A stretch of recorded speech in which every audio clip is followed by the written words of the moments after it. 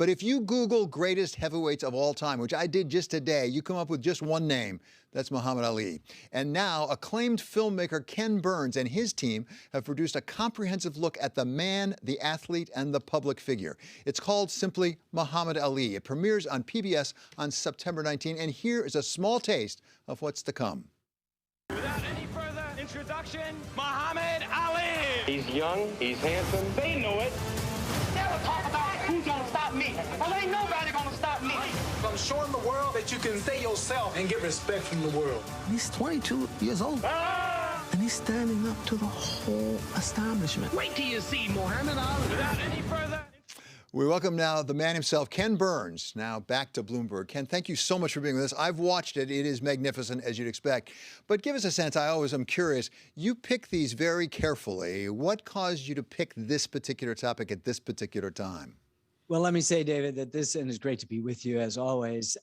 This is a film that is co-directed by my daughter, Sarah, my oldest daughter, Sarah, and her husband, David McMahon. We've been collaborating on several films, most notably the Central Park Five and Jackie Robinson. And so I think we're just always on the lookout for a good story in American history. And obviously he was going to be a good story. We had no idea just how compelling this was going to be, how amazing his story is. Look, he is the greatest athlete of the 20th century across all platforms. And he may be the greatest of all times. I mean, Brady is the greatest quarterback in the NFL, but that's it. This is a person who, when he died the most beloved person on his planet. And what we wanted to do, amidst lots of other really good documentaries on Muhammad Ali, is do soup to nuts, really find out about him, ask the question, who was he? You know, from his birth and boyhood in Jim Crow segregated Louisville, Kentucky, to, his death by Parkinson's not that long ago, 2016, 5 years ago, and who he was in between, not just the boxing. And we covered 25 of the fights and we get into them. As I like to say, the collected fights are like the collected works of William Shakespeare. I mean, you can't make this stuff up. There's no Rocky film that comes close to the first Liston or the first Frazier or the third Frazier or the Foreman fight. I mean, they're unbelievable stories in and of themselves. And I think we tell them well, but we're also interested in his journey of faith and in many other aspects of his life. So it's a comprehensive look in 4 episodes over 8 hours. Well, so well said, because it does definitely cover the boxing, not just the first list and the second list, with that dispute about whether there was cheating going on or not on Liston's part, which is a great story in and of itself. But also, one could forget the public figure that he was. And you mentioned his faith, for example, coming from Jim Crow South, but then really adopting becoming a black Muslim and following the prophet Elijah Muhammad, and what that did to him as a public figure. And again, very controversial at the time. When he came out, his backers were very worried he was going to lose a lot of money.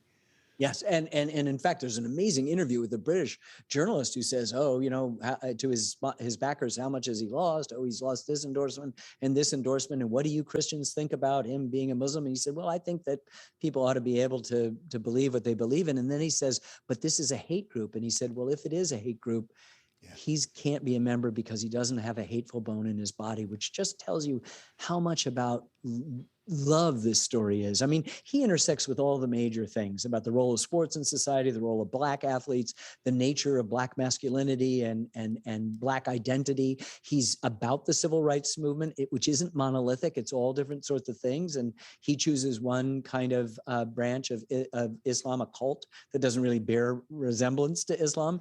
And he follows a lot of its tenets that they don't approve of sports, but he's nonetheless their star. Every decision he makes based on faith is seen, because he's a Black man in the 1960s, as a political decision, as he's giving the middle finger when he refuses induction into the draft, which makes him a divisive figure when in fact it's one of courage. So at the end of the day, we've made a story of all of these things that he's intersecting with: war and politics and race and civil rights and sex and all of this sort of thing.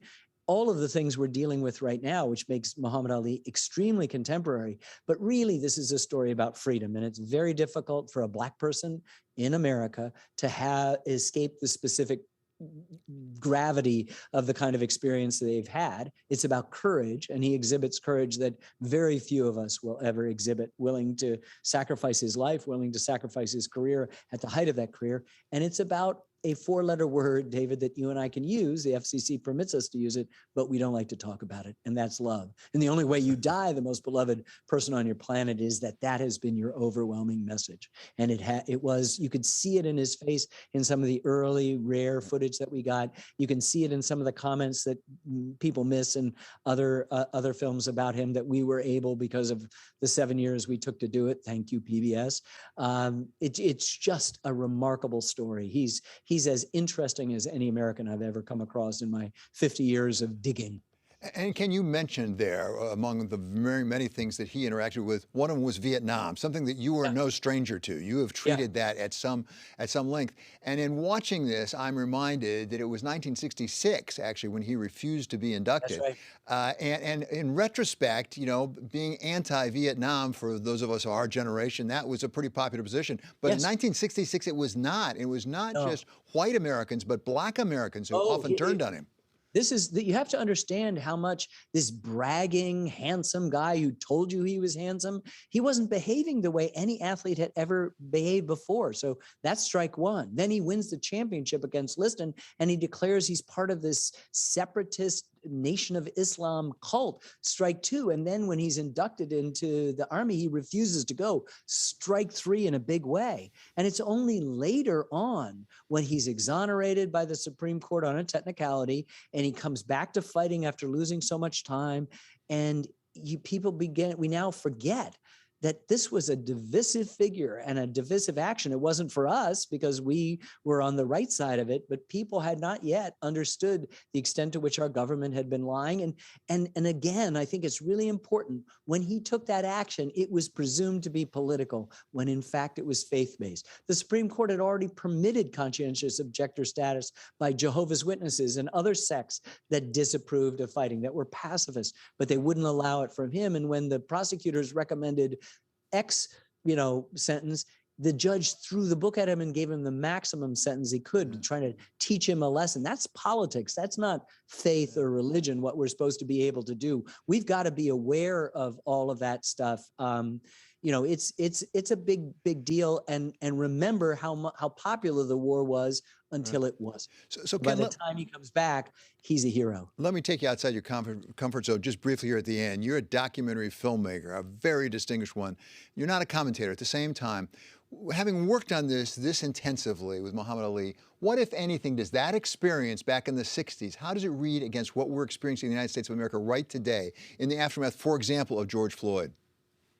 Well, I think it's very interesting. He seems to anticipate all of that stuff. There's a moment when, he's referring to, the fact that he could be celebrating his victory with the Supreme Court. And instead he says, I don't know who's going to be assassinated tonight. I don't know who's going to be denied injustice. And he's ranging back across 350 years of the mistreatment of Black people on this continent, all the way back to 1619, past, Emmett Till, whose mutilated body his mother had the courage to show, not that much older than Muhammad Ali, really deeply influenced him, but ahead to people that we wouldn't yet know, like Rodney King and Trayvon Martin and Tamir Rice, 11 years old, and Breonna Taylor and George Floyd. And so I think he's very contemporary in speaking, but we don't need to do that. Mark Twain is famous for having supposedly said history doesn't repeat itself, but it rhymes. I know that if I tell a good job in the period, if we tell a good story in the period that we're doing, it will always resonate in the present, because human nature doesn't change. And we need Muhammad Ali,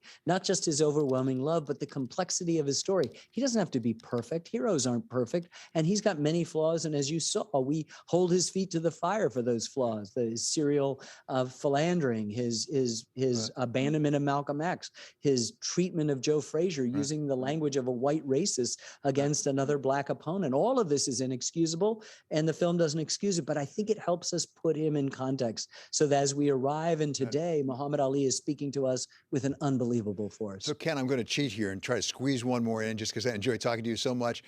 As I say, one of the things you really have covered is Vietnam extensively. As you watched what happened in Afghanistan, were you reminded of your coverage of Saigon in '75?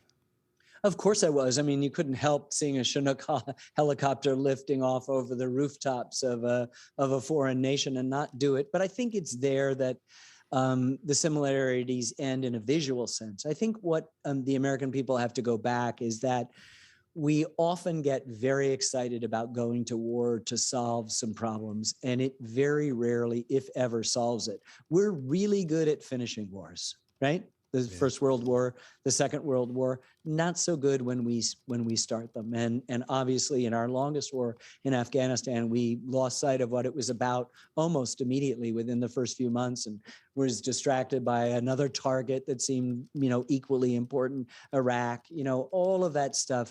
We just have to be careful. We ought to let mothers in on the decision because, if you're going to send sons off, I think that maybe mothers should have a big, huge vote, thumbs up or thumbs down on this.